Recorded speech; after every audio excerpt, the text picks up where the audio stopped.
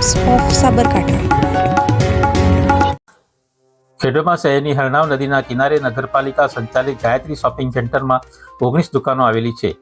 ખેડમાં નગરપાલિકાએ 10 વર્ષ પહેલા હરાજીથી ભાડાપટ્ટે આપેલ છે, જેની મુદત 31 માર્ચ 2025ના રોજ પૂરી થતાં દુકાનદારોએ ફરીથી રિન્યૂ કરવા માટે રજૂઆતો કરેલ હોવા છતાં નગરપાલિકા તંત્ર દ્વારા કોઈ કાર્યવાહી ન કરવામાં આવતા દુકાનદારોએ આજે ખેડમાં વેપારી મહામંડળના પ્રમુખ વિજય ચાવલાને આવેદનપત્ર આપીને ન્યાય અપાવવા રજૂઆત કરતા વેપારીઓએ જણાવેલ કે આ દુકાનની રિન્યૂ નહીં થાય તો અનશન ઉપર ઉતરવાની ચીમકી ઉચ્ચારી હતી। ખેડબ્રહ્મા ગાયત્રી શોપિંગ સેન્ટર નગરપાલિકાની દુકાનો આવેલી છે। ગાયત્રી શોપિંગ સેન્ટરની ત્યાં આપણી દુકાન છે, ત્યાં રિન્યૂ કરવા માટે વારે રજૂઆતો કરવા છતાં કોઈ રિન્યૂ કરવા માટે કોઈ જવાબદારી લેતા નથી અને કોઈ બોયદરી લેતા નથી અને જે વ્યક્તિ રિન્યુઅલ નહીં કરી આપતા એટલા માટે અમે અહીંયા ખેડબ્રહ્મા તાલુકાના વેપારી મહામંડળ ના પ્રમુખશ્રી જોડે આવેદનપત્ર આપવા માટે આવ્યા છીએ।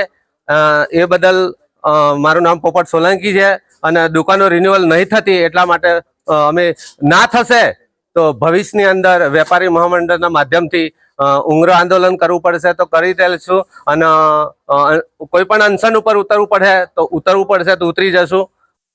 જ્યારે વેપારી મહામંડળના પ્રમુખ વિજય ચાવલાએ જણાવેલ કે હું વેપારીઓ સાથે અને નગરપાલિકાના સત્તાધીશો સાથે રહીને પ્રશ્ન ઉકેલવાનો પ્રયત્ન કરીશ।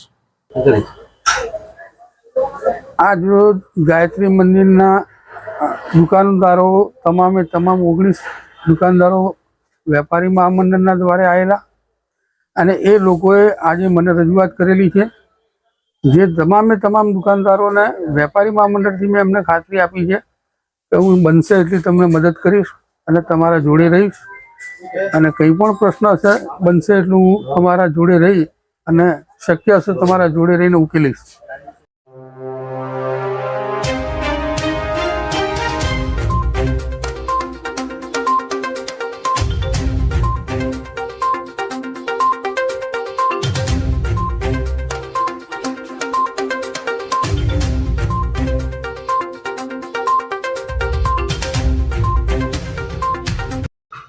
Bureau report, Times of Sabarkantha.